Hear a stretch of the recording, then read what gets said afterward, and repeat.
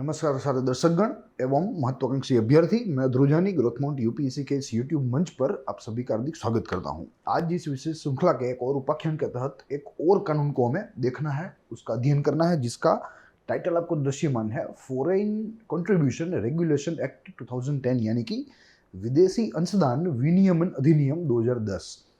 जो कुछ महत्वपूर्ण हमारे देश में पद पदाधिकारी है, जो कुछ संवैधानिक पद है उनके पदाधिकारी है और अलग अलग कंपनियां हैं, उनके द्वारा किस मात्रा में विदेशी अंशदान प्राप्त किया जा सकता है, साथ ही में किस प्रकार का विदेशी अंशदान प्राप्त किया जा सकता है, उससे संबंधी यहाँ इस कानून में प्रावधान दिए गए हैं।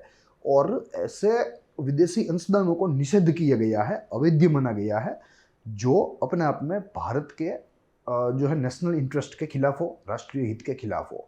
तो यहाँ इन चीज़ों को अपने आप में पहचाना गया है और एक सूची बनाई है। एक बाजू जो अंशदान वैध है, मान्य है, उनकी सूची, और दूसरी बाजू जो अंशदान अवैध है, अमान्य है, उसकी सूची बनाई गई है और हमारे सामने रखी गई है। और इसी प्रकार यहाँ इसी कानून के नियमन से भारत के नागरिकों के द्वारा विदेशी अंशदान स्वीकारा जा सकता है। अगर कोई भी ऐसा विदेशी अंशदान जो है किसी भी व्यक्ति के द्वारा स्वीकारा गया हो जो कि अपने आप में इस कानून के कुछ प्रावधानों का उल्लंघन करते हो, तो उन्हें अवैध माना जाएगा और उनके लिए यहाँ कुछ दंड के भी प्रावधान रखे गए हैं। प्लस यह हमारा 67वां लेक्चर है। यह सीरीज के जो पूर्व के उपाख्यान है, अगर उनका अध्ययन आपने नहीं किया है तो आप आज ही से पूरी की पूरी श्रृंखला देखना शुरू कर दीजिए। वो आपको एक पर्सपेक्टिव बनाने में मदद रूप साबित होगी। साथ ही में एलिमेंट्री माहितियाँ तो है ही है। तो कुल मिलाकर प्रिलिमिनरी पॉइंट ऑफ व्यू से, मेंस पॉइंट ऑफ व्यू से एवं आपके पर्सनालिटी पॉइंट ऑफ व्यू से भी, personality test point of view से भी आपको यहाँ जो चीज़ें आपके सामने पेश होती है वो बहुत ही उपयोगी साबित होगी। ये तो बात रही यूट्यूब चैनल की, मगर चीज़ों को आप growthmouteducation.com हमारी वेबसाइट है, वहाँ पढ़ सकते हैं in the form of blog. वहाँ से आप PDF भी डाउनलोड कर सकते हैं। तो आप हमारी वेबसाइट आज ही विजिट कीजिए। प्लस यह पुस्तिका अपने आप में 12 विभागों में विभाजित है, जिसकी जो है जिसके आधार पर यहाँ हम इस पूरी श्रृंखला की चर्चा करते हैं। और यह पुस्तिका बहुत ही अच्छी तरीके से फाइनली क्राफ्टेड है, फाइनली कंटेंट है और बहुत ही अपने आप में, चाहे वो संधि सेवा हो, चाहे वो किसी भी राज्य की अलग अलग सेवा हो, वर्ग 1 या 2 की, या अन्य कोई स्पर्धात्मक परीक्षा हो, कोई कानूनी सेवा संबंधी परीक्षा हो, तो वो सारी चीज़ों के लिए यहाँ ये पुस्तक जो है वो अपने आप में एक सिंगल स्टॉप है। प्लस आज आज़ादी का 75वां वर्ष चल रहा है, तो यह पूरी श्रृंखला हमारी अलग अलग कानूनों की, जिन्होंने आज के भारत के निर्माण में बहुत ही अहम भूमिका निभाई हो, वो इस अमृत महोत्सव को समर्पित करते हैं हम लोग और आगे बढ़ते हैं, चीज़ों को समझते हैं और जो अध्ययन है वो शुरू करते हैं। साथ ही जनरल स्टडीज़ के पेपर 3 के साथ आज का मुद्दा रिलेटेड है, क्योंकि इकोनॉमी है, आर्थिक जो है यहाँ अर्थनीति, अर्थतंत्र संबंधी, अर्थशास्त्र संबंधी चीज़ों को यहाँ हम लोग देखते हैं और ये अधिनियम भी उस संबंधी ही है। प्लस यह 12 भागों में से हमने लगभग 7 भागों के जो अलग अलग कानून थे उनको एक एक उपाख्यान में देख लिया है, समझ लिया है।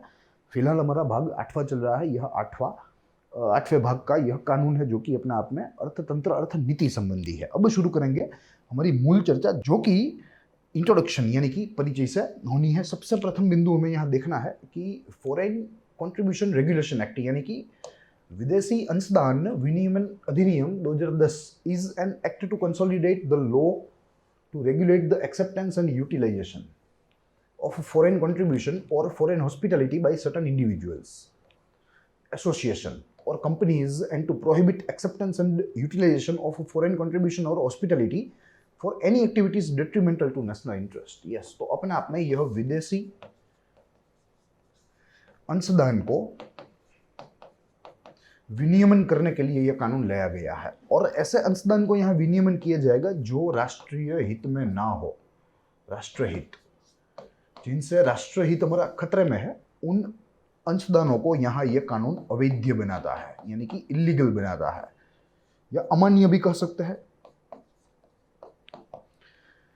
और कोई भी व्यक्ति हो ऐसा, जैसे यहाँ लिखा है सर्टेन इंडिविजुअल्स, यानी कि जो कोई संवैधानिक पद पदाधिकारी है, संवैधानिक पद के ऊपर अधीन है, साथ ही में अन्य ऐसा कोई समूह है, कोई संगठन है जिन्हें एसोसिएशन कहा गया है, या ऐसी कोई कंपनियां हैं, तो उनके द्वारा जो विदेशी अंशदान प्राप्त हो रहा है उनको विनियमित करने के लिए यहाँ कानून लाया गया है। और जैसे स्पष्ट रूप से लिखा गया है कि जो राष्ट्रहित में नहीं होगा, जिस अंशदान का स्वीकार व उसका उपयोग राष्ट्रहित में नहीं होगा, ऐसे अंशदानों को यहाँ अवैध इलीगल माना जाएगा। ऐसी यहाँ बात हमें प्रथम बिंदु में की गई है। दूसरा बिंदु कहता है कि act was passed to consolidate the existing law to check the foreign interference in the matter of national security while accepting the foreign contribution and hospitality and address the shortfalls in the precedent act of 1976। yes, इसके पूर्व का एक कानून था, ठीक है, जो कि अपने आप में विदेशी अंशदान के लिए ही था, मगर उसमें काफी सारे लूप होल्स थे। तो इन सारे लूप होल्स को यहाँ खत्म करने के लिए और विदेशी अंशदान के विनियमन संबंधी जो कोई भी कानून है, जो कोई भी रूल्स एंड रेगुलेशंस है, जो कोई नियम है, उनको एक ही साथ सम्मिलित करने के लिए यहाँ ये कानून लाया गया था। ऐसा यहाँ हमें स्पष्ट रूप से दिया गया है, हमारे सामने है। प्लस तीसरा बिंदु इसके इंट्रोडक्शन का कहता है कि act is applicable in all the states and administrated by ministry of home affairs. Yes, तो ये बात हमें यहाँ प्रिलिमिनरी पॉइंट ऑफ व्यू से एवं एक हमारा पर्सपेक्टिव बनाने के रूप में काम आएगी कि भाई फॉरेन एक्सचेंज कंट्रीब्यूशन एक्ट जो है, ये foreign contribution regulation act, I am sorry, उसका जो आप कह सकते हो कि उसका जो अनुपालन है वो किस मंत्रालय या किस सरकारी एजेंसी के द्वारा किया जा रहा है। तो इसका उत्तर यहाँ गृह मंत्रालय है, केंद्र का गृह मंत्रालय ही है जो कि इसके प्रशासकीय कार्य को देखेगा, इस कानून के या इस अधिनियम के। तो ये बात हमें यहाँ याद रखनी है। फिर उसके बाद जो चौथा बिंदु है इंट्रोडक्शन में, वो कहता है कि इन ईयर 2011 यानी कि 2011 में Foreign Contribution Regulation Act FCRA, which is shortly known as 2010, rules were promulgated to set out the procedures for obtaining such registrations along with mandatory disclosures to be made by applicants, which rules have been periodically amended to strengthen and better achieve the objectives of FCRA। yes, तो कहा गया है कि FCRA जब लागू हुआ तो उसके पहले वर्ष 2010 में इस कानून संबंधी कुछ नियम सरकार के द्वारा सार्वजनिक किए गए, घोषित किए गए। इस अधिनियम के लागू होने से पहले एक पृष्ठभूमि की बात है यहाँ, और ऐसे नियम जो है वो यहाँ लागू किए गए जिसके तहत पंजीकरण अनिवार्य बनाया गया और अन्य माहितियाँ जो कि सार्वजनिक करनी है, अनिवार्यतः सार्वजनिक करनी है, ऐसे कुछ प्रावधानों को यहाँ रखा गया। जो भी एप्लीकेशंस देने वाले लोग हैं, जो भी व्यक्ति है, चाहे वो एसोसिएशन हो चाहे वो कंपनी हो, उनके द्वारा सबसे प्रथम तो यहाँ पंजीकरण करवाना है, एवं उसके साथ ही जो मैंडेटरी डिस्क्लोजर्स है इस कानून के द्वारा सरकार ने घड़े हैं, इस नियम के द्वारा, वो भी उन्हें सार्वजनिक करना होंगे। और तदपश्चात सरकार जो है वो इस अधिनियम में फेरफार करती रहेगी, इसके नियम जो है वो नए नए घड़ती रहेगी, क्योंकि इस कानून का कार्यान्वयन ठीक से हो एवं जो निश्चित उद्देश्य के साथ इस कानून का यहाँ अनुपालन किया गया है वो भी जो है प्राप्त हो। तो ऐसे दो पर्टिकुलर मुद्दों के साथ, दो विशेष मुद्दों के साथ यहाँ ये कानून को लाया गया था, जिसके पहले उनके नियम थे। नियमों में कुछ बातें स्पष्ट की गई थी, जिनमें कुछ माहितियाँ सार्वजनिक करनी है, पंजीकरण अनिवार्यतः करवाना है, एवं केंद्र सरकार के पास शक्तियाँ भी है कि वो समय अनुसार या समय अनुकूल अपनी मर्जी से, अपनी ज़रूरत के मुताबिक नियमों को सार्वजनिक कर सके, अलग अलग नियमों को बदल सके। तो ये बात रही यहाँ इसके इंट्रोडक्शन की। अब हमें इसके पृष्ठभूमि की ओर जाना है, पृष्ठभूमि देखनी है, जिसको हम लोग बैकग्राउंड के नाम से जानते हैं। 3 बिंदु देखने हैं, जिनमें सबसे प्रथम बिंदु कहता है the act to regulate foreign contribution was passed initially during the national emergency in 1976। yes, जब आंतरिक आपातकालीन परिस्थिति थी, आंतरिक राष्ट्रीय आपातकालीन समय चल रहा था, जो हम सबको मालूम है 1975 से 78 तक का। तो इसी के मध्य में यहाँ ये इसका जो पूर्व कानून था, इसका जो पूर्व संस्करण था वो लाया गया था।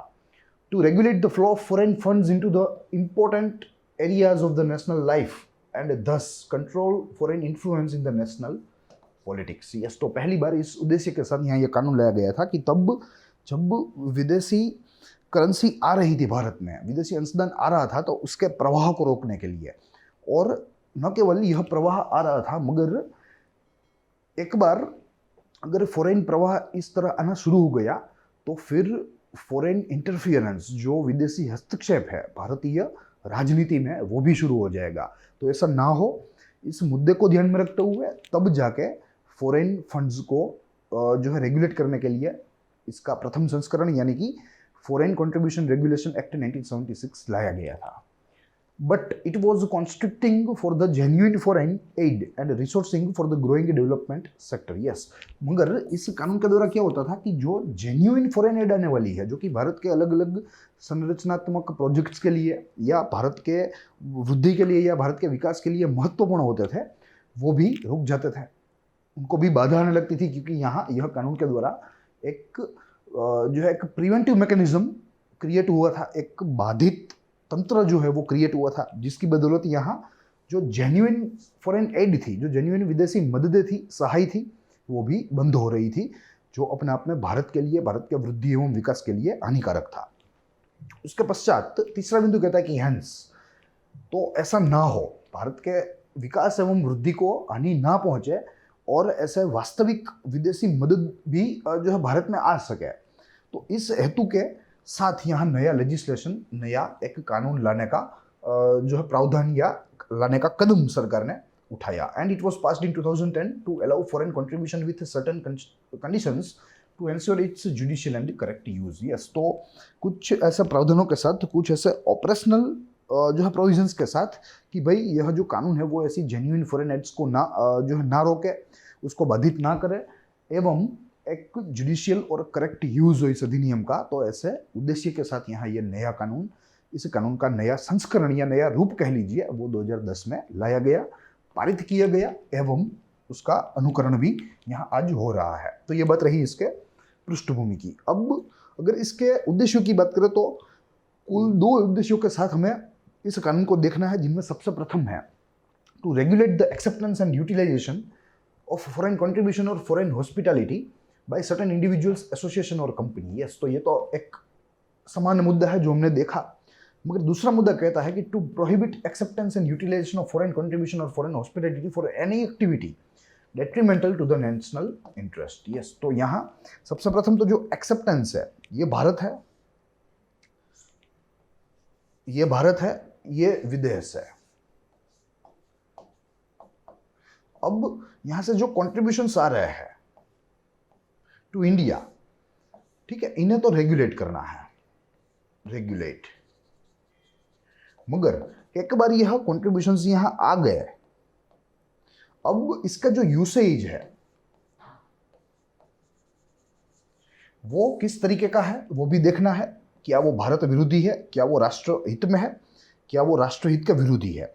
अगर विरोधी है, राष्ट्रहित में नहीं है, राष्ट्रहित में नहीं है, हित में नहीं है, तो ऐसे अंशदानों के उपयोग को यहाँ अवैध बनाना, उसे बाधित करना, यानी कि ऐसे उद्देश्यों के साथ जो कि राष्ट्रहित में ना हो, ऐसे उद्देश्यों के लिए विदेशी अंशदान का उपयोग नहीं किया जा सकता, जो अवैध माना गया है, जो बाधित है इस अधिनियम के जो है इस अधिनियम की मदद से। तो यहाँ ये 2 उद्देश्यों के साथ सबसे प्रथम तो जो फ्लो आ रहा है उसे रेगुलेट करना, फिर एक बार फ्लो आ गया तो उसका जो यूटिलाइजेशन है वो भी नेशनल इंटरेस्ट के खिलाफ नहीं होना चाहिए, वो भी देखना, वो भी सुनिश्चित करना। ये 2 बिंदु के साथ यहाँ ये कानून लाया गया था। तो ये इसके 2 बिंदु के उद्देश्य रहे।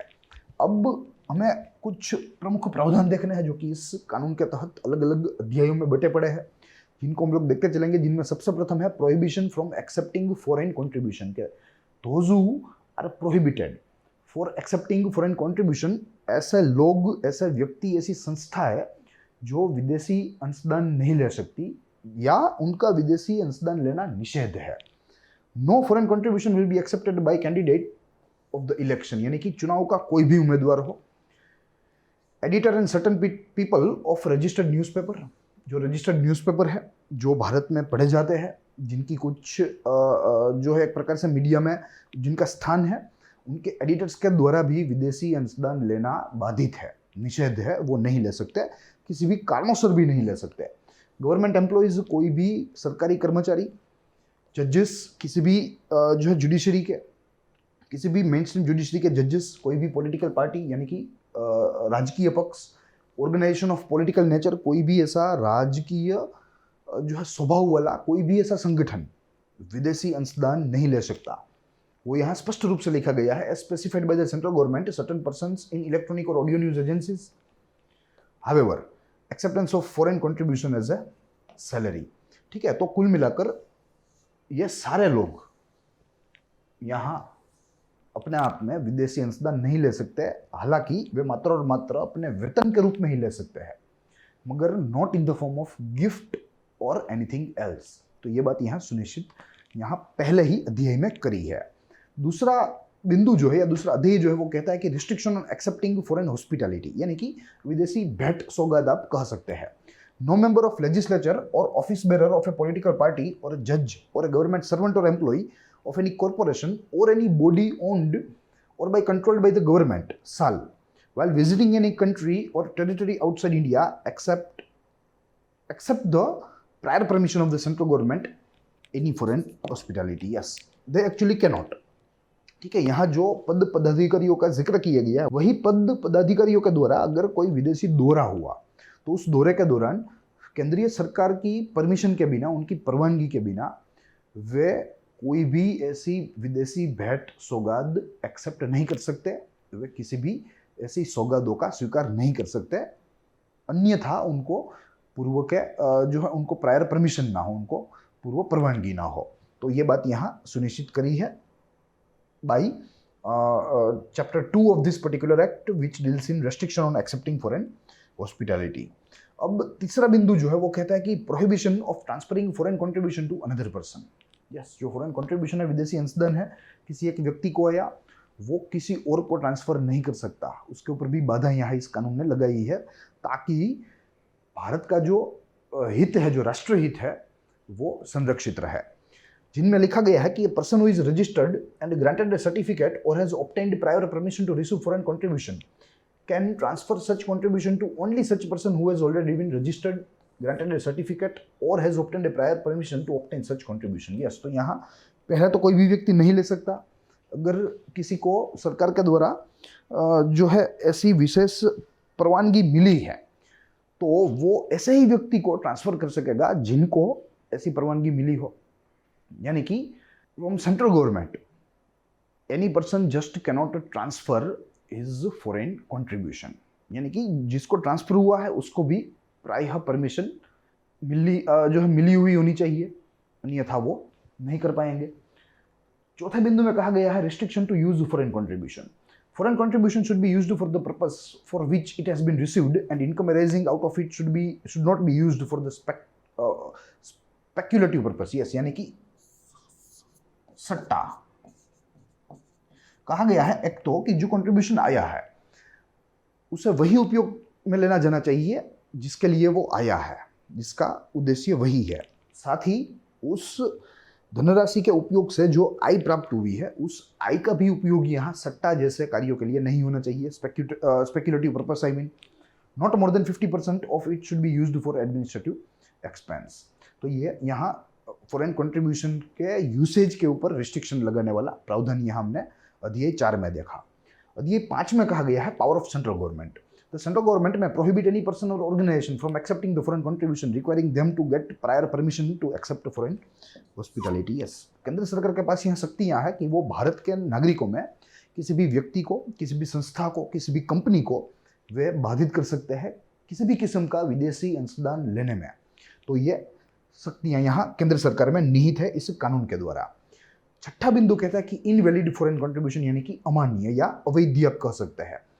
Every person having a definite culture, economic, educational, religious or social program can accept a foreign contribution only after obtaining a certificate of registration, prior permission and intimation in this regard from the respective authority which is valid for the specific purpose for which it is obtained and from a specific source. The central government can suspend or cancel the certificate. यानी कि certificate प्रदान करना भी केंद्र सरकार की शक्ति है और उसे नल एंड वॉइड बनाना, उसे रद्द करना भी केंद्र सरकार की ही शक्ति है। और जिसके तहत यहाँ कहा गया है कि कोई भी व्यक्ति जिसके पास ऐसा प्रमाण पत्र हो सरकार का कि वो अंशदान ले सकता है, वही अंशदान ले सकता है, और उसमें भी देखा जाएगा कि जिस उद्देश्य के साथ अंशदान लिया गया है वो उद्देश्य यहाँ सिद्ध हो रहे हैं, जिस उपयोग के लिए अंशदान लिया गया है क्या वो उपयोग यहाँ सिद्ध हो रहे हैं, और जिस स्रोत को बताया गया है कि उस स्रोत से विदेशी अंशदान आने वाला है क्या वो स्रोत यहाँ सिद्ध होता है। तो ये सारी चीजें है यहाँ सरकार को देखनी है, और इनमें से अगर कोई भी एक चीज क्वालिफाई नहीं होती है तो ऐसे में जो पूरा का पूरा फॉरेन कंट्रीब्यूशन है वो इनवैलिड माना जाएगा, वो अमान्य माना जाएगा। ये बात हुई छठे अध्याय की। सातवें अध्याय में कहा गया है कि foreign contribution through a scheduled bank, a separate single account should be maintained for receiving foreign contribution. Yes, ऐसे ही फॉरेन कंट्रीब्यूशन नहीं आएंगे, मगर जो कोई भी सर्टिफाइड व्यक्ति है सरकार के द्वारा, या कंपनी है या एसोसिएशन है, उनका एक सिंगल अकाउंट होना चाहिए अलग से, जो मात्र और मात्र ऐसे फॉरेन फंडिंग्स के साथ ही डील करता हो। And keep a record as to the manner in which such contributions has been utilized by him. Yes, और आने का यानी कि सोर्स का भी रिकॉर्ड होना चाहिए, साथ ही में उसके यूटिलाइजेशन का भी रिकॉर्ड मेंटेन करना चाहिए, तब जाके आप फॉरेन कंट्रीब्यूशंस एक्सेप्ट कर सकोगे और सरकार जो है वो कुछ नहीं बोलेगी, या ये कानून जो है वो कुछ नहीं करेगा। देन आफ्टर 8th चैप्टर में कहा गया है कि conditions of certificate, prior permissions. The central government grants the certification if the applicant is not benami, not convicted in a criminal case related to forcefully जो है proselytization, creation of communal diversion or misutilization of fund, propagation or sedition, propagation of sedition यानी कि राजद्रोह का जो है प्रकार से फैलाव करना, किसी भी किस्म से, संक्षिप्त में अगर आपको बताऊं तो किसी भी प्रकार का राष्ट्रहित अगर कहीं पर भी वायोलेट हो रहा है, कहीं पर भी उसका उल्लंघन हो रहा है, तो यहाँ केंद्र सरकार जो है वो उनको सर्टिफिकेट नहीं देगी। और किनको सर्टिफिकेट मिलेगा उसकी कंडीशंस यहाँ है, जिनका प्रायर रिकॉर्ड जो है वो अच्छा होना चाहिए, किसी भी प्रकार की फोर्जरी में, किसी भी प्रकार के क्रिमिनल केसेस उनके ऊपर नहीं होने चाहिए, किसी भी किस्म का कम्युनल डाइवर्जन के कोई आरोप नहीं होने चाहिए, या कोई ऐसा मुकदमे नहीं होने चाहिए। तो इन सारी चीज़ों को सरकार देखेगी, जो एप्लीकेंट है उसका रिकॉर्ड देखेगी, और फिर बाद में अपनी विवेक बुद्धि से, अपनी विवेक शक्ति से उनको प्रमाण पत्र प्रदान करेगी। The application should not affect the sovereignty and integrity of India, security, the strategic, scientific and economic interest of the state, और फ्रीडम और fairness of election to any legislature, friendly relation with any foreign state, harmony between religious, racial, social, linguistic, regional group, caste और communities. Yes, तो कहा गया है कि सख्त रूप से जो कोई भी विदेशी अनुदान आ रहा है उसका उपयोग यहाँ निम्नलिखित चीजों के लिए नहीं होना चाहिए। अगर ऐसा हुआ तो वो अंशदान अवैध माना जाएगा, और वो अंशदान स्वीकार करने वाले के ऊपर एवं उसके उपयोग करने वाले के ऊपर दावे भी किए जा सकते हैं, उनके ऊपर मुकदमा चलाया जा सकता है। तो ये बात रही यहाँ 8वें अध्याय की। नेक्स्ट 9th चैप्टर में कहा गया है वैलिडिटी ऑफ सर्टिफिकेट, की जो प्रमाण पत्र सरकार के द्वारा हमें दिया जा रहा है उसकी वैलिडिटी क्या है। तो certificate shall be valid for the period of 5 years and the prior permission shall be valid for the specific purpose of specific amount of foreign contribution proposed to be received. Yes, तो यहाँ दो चीजें हैं, एक तो प्रमाण पत्र है जिसके तहत आप फॉरेन कंट्रीब्यूशंस ले सकते हो, स्वीकार कर सकते हो, और वहीं दूसरी बाजू है स्पेशल प्रायर परमिशन। तो प्रायर परमिशन जो है वो एक स्पेसिफिक पर्पस के लिए होती है, एक स्पेसिफिक अमाउंट के लिए होती है, जो उस अमाउंट के आने से वो परमिशन खत्म हो जाएगी। मगर ऑन द कॉन्ट्ररी जो सर्टिफिकेट है it will be valid up to 5 years, जो यहाँ हमें स्पष्ट रूप से दिया गया है। तो ये चीज़ें हमें याद रखनी है, ये पूरे कानून को समझने के लिए तो महत्वपूर्ण है ही है, मगर परीक्षा में भी जो है आपके परफॉर्मेंस के लिए भी ऐसी चीज़ें जो है वो थोड़ी मायने रखती है। फिर उसके पश्चात 10वां जो अध्याय वो कहता है कि इंटीमेटेशन।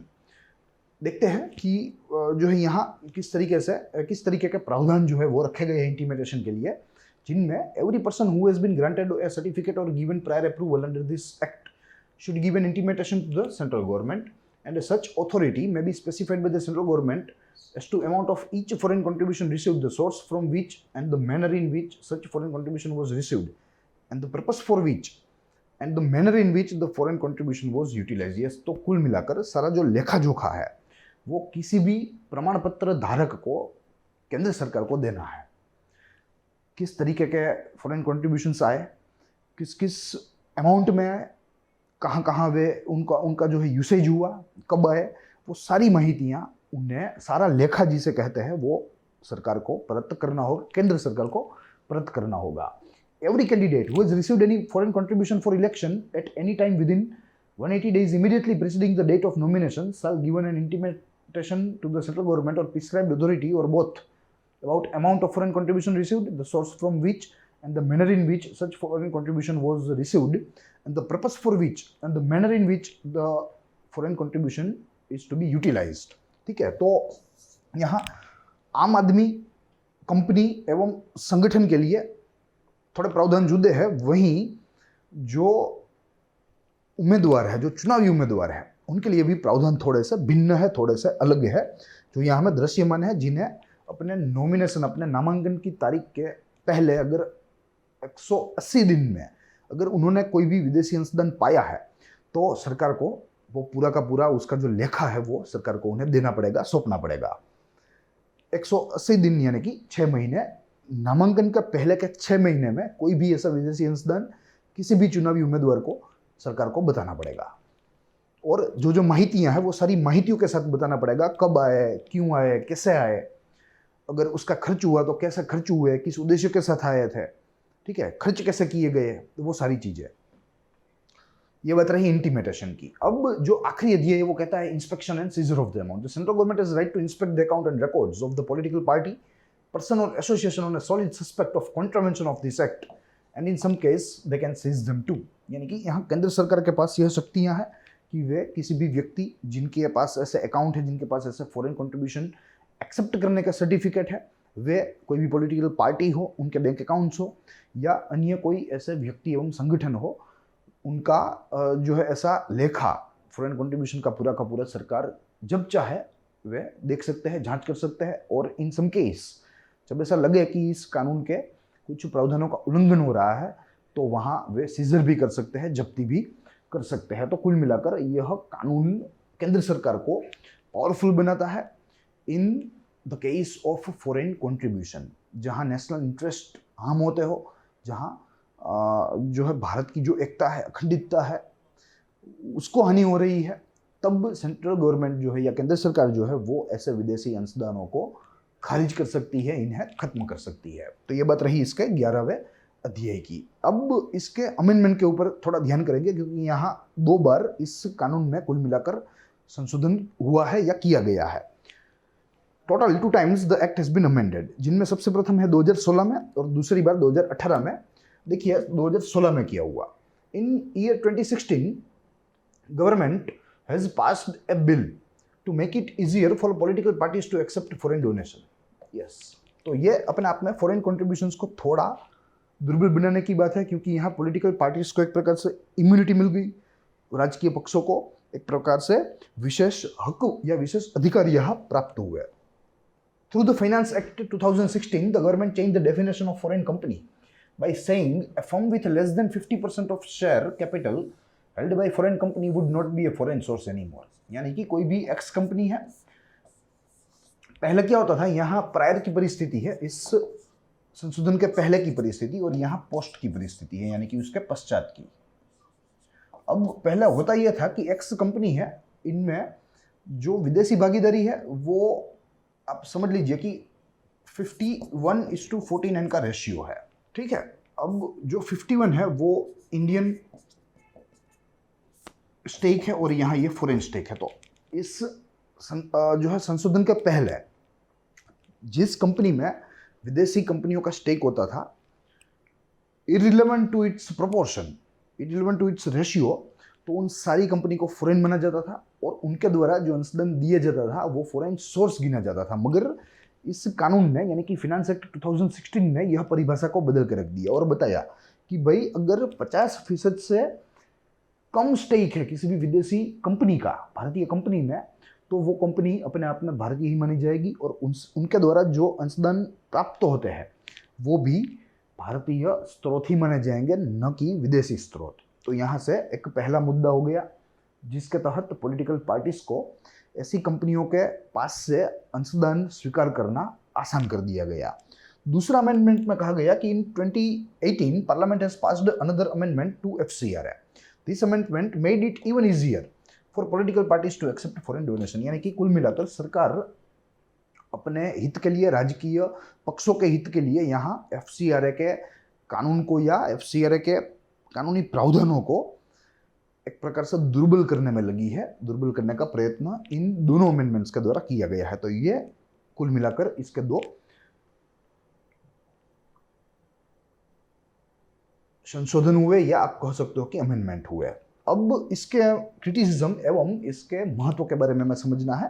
इसके आलोचना के 2 बिंदु है, वहीं इसके महत्व के 3 बिंदु है। शुरू करेंगे हमारी बात आलोचना से, जिनमें कहा गया है कि at United Nation Human Rights Council held at Geneva in year 2011 nearly dozens of countries attacked FCRA, mostly European, यानी कि यूनाइटेड नेशन के कन्वेक्शन में वैश्विक मंच पर भारत के एफसीआरए की घोर निंदा हुई और उनमें यूरोपियन कंट्रीज जो थे वे मुख्य थे। लगभग सारे यूरोपियन कंट्रीज ने एफसीआरए कानून को एक प्रकार से जो है इनवायबल बताया, अमान्य बताया, और इस जो है पर्टिकुलर इस समूह का जो विरोधी समूह था उसके नेता जर्मनी एवं यूएस थे, जो यहाँ लिखा गया है। The charge was led by US, यानी कि यूनाइटेड स्टेट्स एंड जर्मनी। तो ये 2 मुख्य राष्ट्रों के द्वारा भारत के एफसीआरए का विरोध वैश्विक मंच पर, यूनाइटेड नेशन के वैश्विक मंच पर किया गया, जो कि ह्यूमन राइट्स काउंसिल के साथ जुड़ा हुआ है।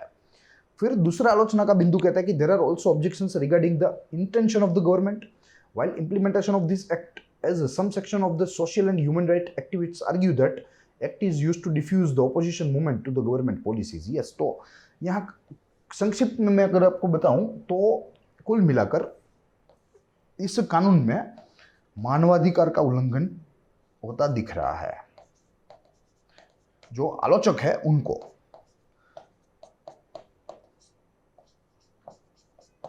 वहीं अगर आप राष्ट्र की दृष्टि से देखें, सरकार की दृष्टि से देखें, तो ये कानून अपने आप में महत्वपूर्ण है और इस कानून के द्वारा ही या इस कानून की मदद से ही यहाँ हमें फॉरेन कंट्रीब्यूशंस का प्रभाव भारतीय राजनीति के ऊपर ना हो, वो सुनिश्चित किया। तो अपने आप में 2 बिंदु है, 2 व्यू है, एक आलोचना का व्यू है और वहीं एक जो है वो उसके महत्व का दृष्टिकोण है।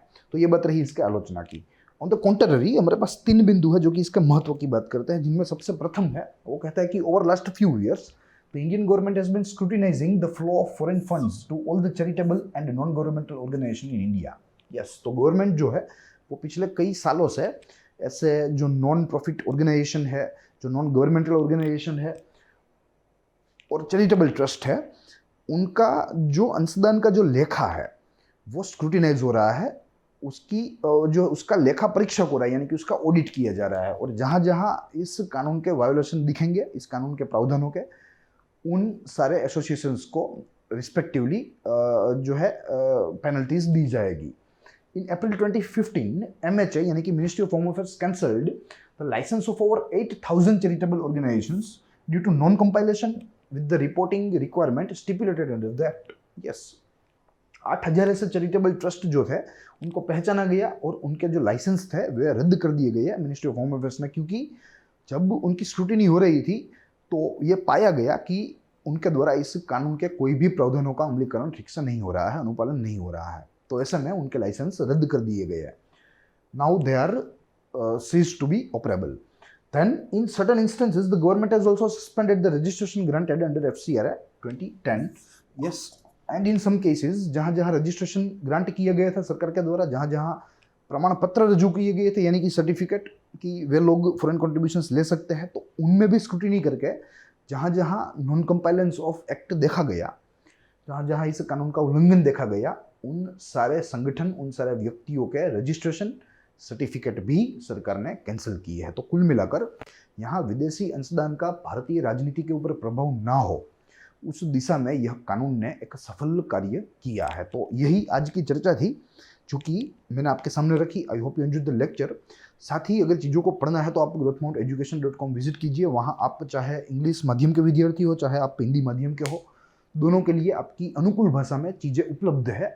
आप वहाँ से उसका लाभ लीजिए, साथ ही में हमारे साथ लॉगिन कीजिए, रजिस्टर कीजिए, फिर लॉगिन करके आप सारे एग्जामिनेशन रिलेटेड रिसोर्सेज तक एक्सेस पाएंगे।